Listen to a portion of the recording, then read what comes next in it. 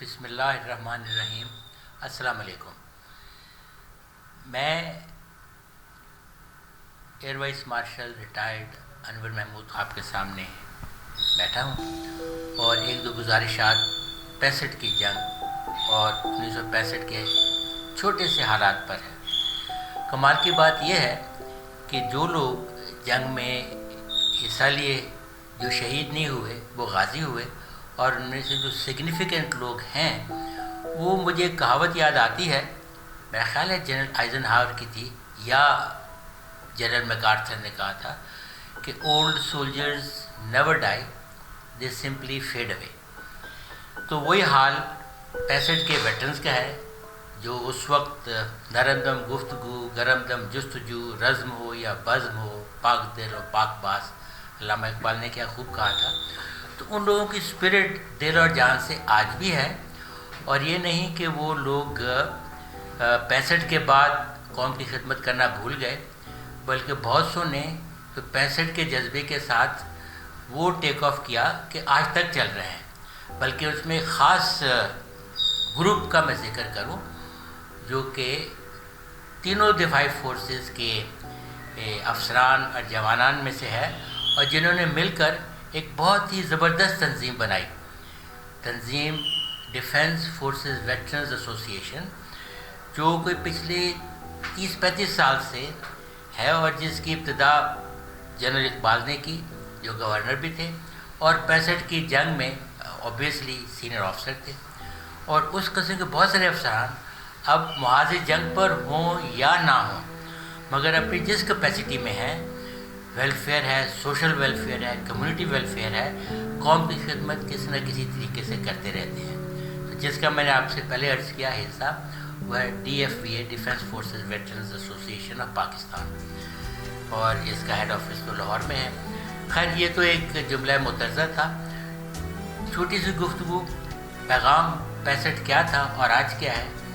دیکھیے، 65 ایک انتہائی روشن وقت تھا ہماری تاریخ کا، جب ایسٹ پاکستان بھی ہمارے ساتھ تھا، ویسٹ پاکستان، اور دشمن نے ہم پر ایک غاصبانہ حملہ کیا۔ اس سے چند ماہ پہلے رن آف کچھ کا انسیڈنٹ ہوا تھا، اس کے بعد کشمیر میں سری نگر میں حضرت بل کا انہوں نے ایک جسا چھیڑا، اور پھر رات کی تاریکی میں پاکستان پر چڑھ دوڑا۔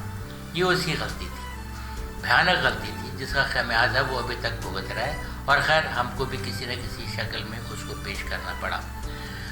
اب پاکستان کے حالات بہت مختلف ہیں، اب نہ ہمارے ساتھ مشرقی پاکستان ہے، اور سب سے بری بات جو ہم لوگ ڈیفنس ویٹرنز دیکھ رہے ہیں، قوم کے اندر وہ جذبہ، ایک مٹھی بھر جذبہ، جیسے فلم ایوب خان نے اس وقت کہا تھا، دشمن کو پتہ نہیں اس نے کس قوم کو للکارا ہے، اور اس قوم نے پھر دشمن کو ناک و چنے چبوائے تھے۔ تو اب ختم کرنے سے پہلے میرا چھوٹا سا ایک جو پیغام وہی میں کہہ سکتا ہوں وہ یہ ہوگا کہ ہم کو 65 سے بھی زیادہ 1947 جیسی اسپرٹ کہ نہ جان کی فکر نہیں ہے، نہ دنیاوی چیزوں کی فکر نہیں ہے، معلوم متا ہجرت، یعنی انسانی تاریخ کی سب سے بڑی ہجرت جو 47 میں ہوئی، 65 اس کا ایک ایپیکس تھا۔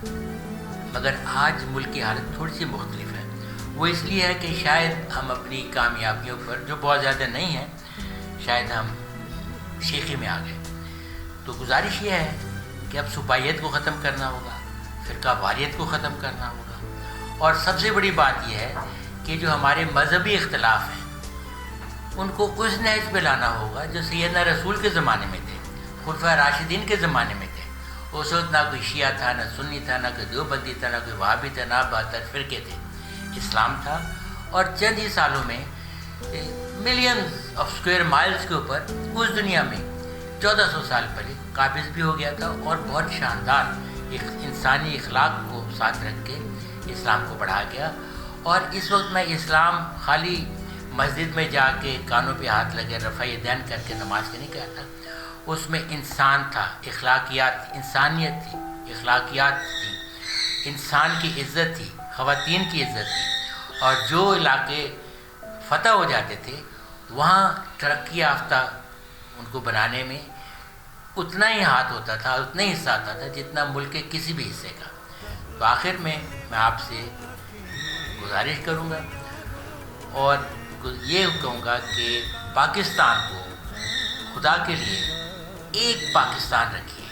اس میں نہ کوئی بریلوی ہو، نہ دیوبندی ہو، نہ کوئی پنجابی، بلوچ، پٹھان، سندھی ہو، نہ گلگتی ہو.